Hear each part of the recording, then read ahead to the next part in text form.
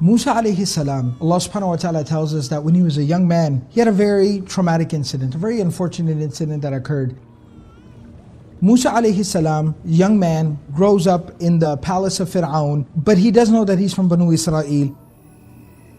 He's walking through the marketplace one day, and there's a man from Banu Israel, simple poor man, and he sees Musa alayhi salam and he cries out and he says, Musa, Musa, look at this guy, look what he's doing to me. And it was a man from the people of Fir'aun, the Qibtiyun, used to persecute and violate the rights of the people of Banu Israel. So Musa alayhi salam goes there and tells the Qibti, what are you doing? What's going on over here? And the Qibti, of course, he's part of the elite. He tells him, he goes, why don't you move along and mind your own business? And Musa alayhi salam says, I'm trying to make sure everything is okay here. And the man turns around and gets in Musa alayhi salam's face. Like, what are you going to do about it? So Musa alayhi salam, to kind of defend himself, he pushes the man, he strikes the man, shoves him off of him, not realizing it is his own strength. Due to an unfortunate circumstance, the man ends up dying. Either due to the blow or because of the fall, he ends up dying. Now, it was not intentional, nobody really else was around. That man from Banu Israel, he runs off, and Musa alayhi salam leaves the scene as well. And before you know it, this whole panic breaks out into the city, into the town. Somebody killed one of the elite. Somebody killed one of the people of Fir'aun. Nevertheless, Musa alayhi salam is passing through the marketplace again soon thereafter. Again, that man from Banu Israel is standing there fighting with somebody. Musa alayhi salam sees him and he says, you're making trouble again? Meaning that last time you were making trouble, something so terrible happened and you're making trouble again? And the man screams out, Musa, don't kill me like you killed the other guy the other day. And everyone finds out that Musa alayhi salam was involved in the accidental death of that man. Fir'aun and his people put out the word to arrest with the possibility of executing Musa alayhi salam in retribution for the death of the other individual. At that point in time, somebody comes to Musa alayhi salam and says, you need to get out of town.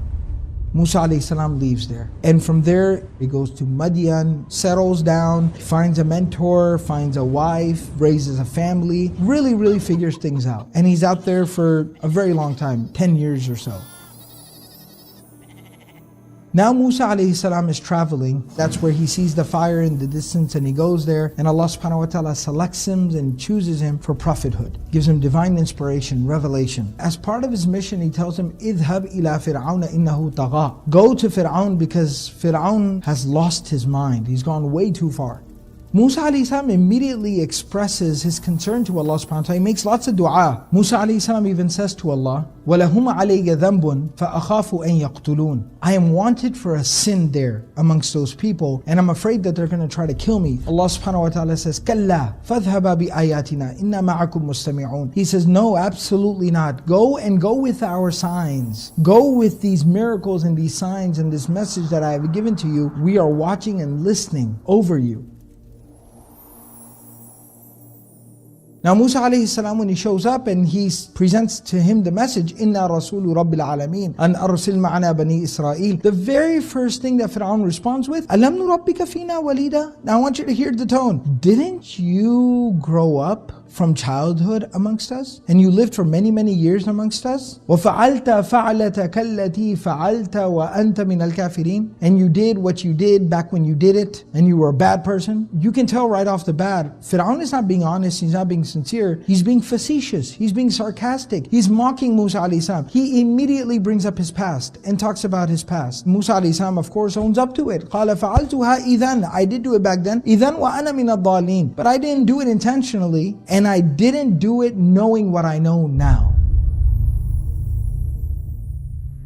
See, everything Allah tells us in the Quran is profound. It's got a purpose, it's got a meaning, it's got a reason to it. Why did Allah subhanahu wa ta'ala share with us the incident about the man dying from the youth of Musa alayhi salam? Because Allah subhanahu wa ta'ala then shared with us the fact that when Musa alayhi salam comes back to preach to Fir'aun, the very first thing that Fir'aun brings up, hangs over his head, rubs in his face, talks about in front of people, is what happened previously in his life, in his past. And Allah subhanahu wa ta'ala told us about this because this is going to be something that is going to occur time and time again with people. Everyone's got a past. And we're going to have a lot of people who later on in life are going to come into the masjid, come into the community, and they're going to have a past. How are we going to deal with them? If the first thing that we do is talk about, think about, bring up, ask about what happened in their past, the mistakes that they made, We just behave like Fir'aun. What's the alternative? The alternative is that we leave their past behind. We don't think about their past, we don't talk about their past, we don't ask them about their past. We most definitely do not criticize them about their past. But rather, what do? We embrace them, we love them, and we accept them for who they are right now, right here, today.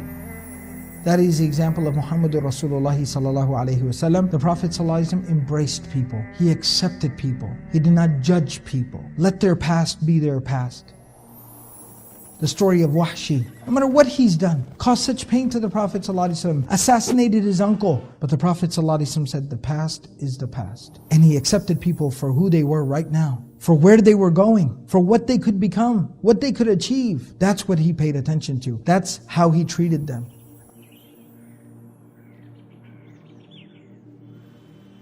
I always like to share this story. It's a personal experience that I had that was very powerful. I met a young man who came to my masjid one time. I was the imam of a masjid, and he came to the masjid covered in tattoos, but I didn't pay no attention to that. He made wudu, prayed with us. And it was the first time I had ever seen him in the masjid, so my habit was when I saw somebody new, a new face, I would say salam, welcome them to the community, hoping they moved into the area, joined our congregation. So I said salam to him and asked him, and he said, yes, I just moved here. And he told me about where he moved from, and I knew the imam of his previous community who he was very close with, and we hit it off.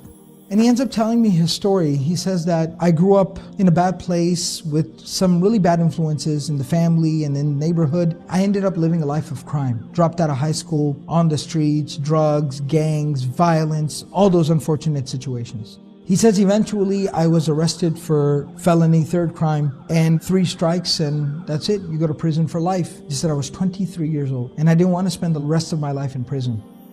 And he says, I came from a Muslim family, a Muslim background. I didn't know or remember much of my Islam. So as I was sitting there in the cell, the night before I was going to be presented before the judge who was going to hear my case, it just hit me that my life was over. So he says, I didn't even remember how to pray. I didn't even know what to say. I just remembered the position of sujood. So I fell down into sujood and I cried. I said, oh Allah, I'm sorry I messed up. Please give me another chance. And he says, I don't know, the only thing I could think of was something my mother used to tell me a lot when I was a kid. She always wanted me to memorize the Quran, be a hafiz. So I just said, oh Allah, I will change my life and I will memorize the Quran. I spent the whole night crying in sujood. Next morning I go in front of the judge. My mom's there in the back of the courtroom. The judge tells me to stand up, looks at my file, and he says, what if I dismissed your case right now? What would you go and do? Tell me. Because the judge said, I'm tired of locking away young people for the rest of their lives. What are you going to do with the rest of your life? And he said, it's funny you ask me that because I repented last night. I made the decision to change my life last night. And I'm going to go and study my religion. I'm going to become a better person. So the judge said, case dismissed, get out of here, don't ever let me see you in my courtroom ever again.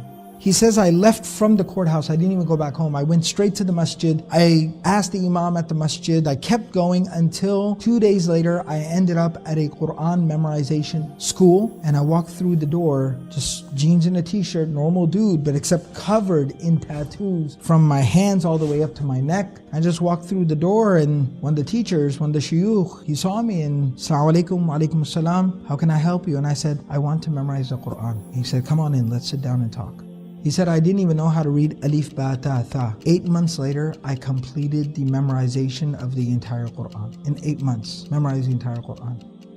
When I met this brother years after this incident, he was married, he was a father, he had beautiful children. I remember him coming to the masjid with his children. He had beautiful character, beautiful akhlaq. He used to teach them the Quran. And I remember asking him to lead the prayer for my jama'ah, my congregation. He recited the Quran beautifully.